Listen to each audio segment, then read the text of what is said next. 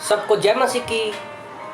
भवन में आनंद, प्रभु का वचन कहता है, भवन में आनंद, प्रभु का वचन कहता है। साम 46 वर्स 4, भजन संहिता 46 का 4 में प्रभु का वचन कहता है, एक नदी है जिसकी नहरों से परमेश्वर के नगर में अर्थात परम पवित्र निवास भवन में आनंद होता है।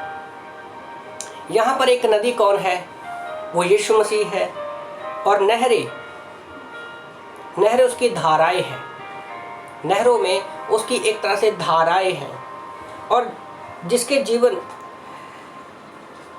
जीवन में यीशु मसीह नहीं है, उसके जीवन में खालीपन है, सूखापन है। जल की नदियाँ बहना तो दूर, वहाँ पर सूखापन है, खालीपन है, व्याकुलता है, बेचैनी है। यूहन्ना की किताब अध्याय 3 वचन 16-17 में प्रभु का वचन कहता है कि परमेश्वर ने जगत से ऐसा प्रेम किया कि जो उस पर विश्वास करेगा वो अनंत जीवन पाएगा, और जो उस पर विश्वास नहीं करेगा वो अनंत जीवन नहीं पाएगा, ताकि वो विनाश ना हो। क्योंकि परमेश्वर हमारे जीवन को ख़त्म नहीं करना चाहता। वो चाहता है कि हमारे जीवन में जीवन जल की नदियाँ बहें। और यीशु मसीह भवन है, भवन से वो बहने वाली नदी है। और जब हम देखते हैं कि जब हम यीशु मसीह को उद्धारकर्ता के रूप में ग्रहण करते हैं, पहला कुरिन्थियों अध्याय 3 वचन 16-17 के अनुसार क्या है, हम लोगों का जो शरीर है वो यीशु मसीह का मंदिर बन जाता है। यहाँ पर वो परमेश्वर खुद हमारे बीच में रहते हैं। और यीशु मसीह कहता है यूहन्ना की किताब अध्याय 3 वचन 37 से 38 में कि जो कोई मेरे पास आएगा वो प्यासा नहीं रहेगा। जो कोई मेरे पास आएगा वो प्यासा नहीं रहेगा, बल्कि उसके अंदर से जीवन जल की क्या है, नदियां बहेंगी। और भजन संहिता 46:8 में प्रभु का वचन कहता है कि हम आनंदित होंगे परमेश्वर के भवन में।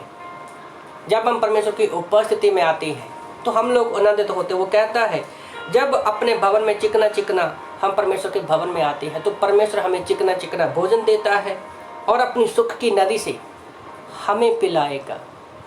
तो याद रखो, जब हम चर्च में आते हैं, कलीसिया में आते हैं, संगति में आते हैं, तो परमेश्वर हमें तृप्त करता है और अपने सुख की नदी से, खुशी की नदी से हमें तृप्त करेगा।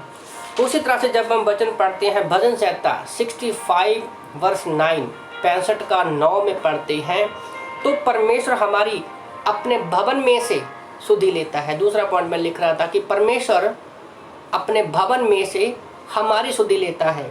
वो भवन में से हमारे पहले तो जैसे भजन संहिता 46:6 में हमने पढ़ा कि परमेश्वर हमें चिकना भोजन देता है और अपने सुख की नदी से हमें पिलाता है। तो फिर वो हमारे परिवार की भी चिंता करता है, हमारे खेतों की भी चिंता करता है। वो अपने भवन से हमारे खेतों को सींचता है, उसको फसलों को फलदायक करता है, और अपनी नदी से परमेश्वर अपने भवन में से आनंदित करता है। अपने भवन में से वो जल को भरता है। पृथ्वी पर आदमी के लिए परमेश्वर अन्न तैयार करता है। तो ये सारा आनंद कहाँ से आता है? हमें परमेश्वर के भवन से आता है। और यही मेरा आज का टॉपिक है कि परमेश्वर के भवन में ही आनंद है और सारी चीज़ें हमें वहाँ से मिलती हैं। तो आप परमेश्वर के साथ बने रहिए, चर्च में बने रहिए, कलीसिया में बने रहिए, संगति में बने रहिए, बाइबल कॉलेज में बने रहिए, बाइबल क्लासेज में बने रहिए, आउटरीच में बने रहिए। क्योंकि यहाँ 2 या 3 यीशु मसीह के नाम से इकट्ठा होते हैं, परमेश्वर वहाँ पर मौजूद है और हमें भवन में आनंद मिलता है। और हमारे अंदर जो खुशी होती है, शांति होती है, उसका कोई अंदाज़ा नहीं है, वो ठिकाना नहीं है, क्योंकि भवन में आनंद है। आमीन।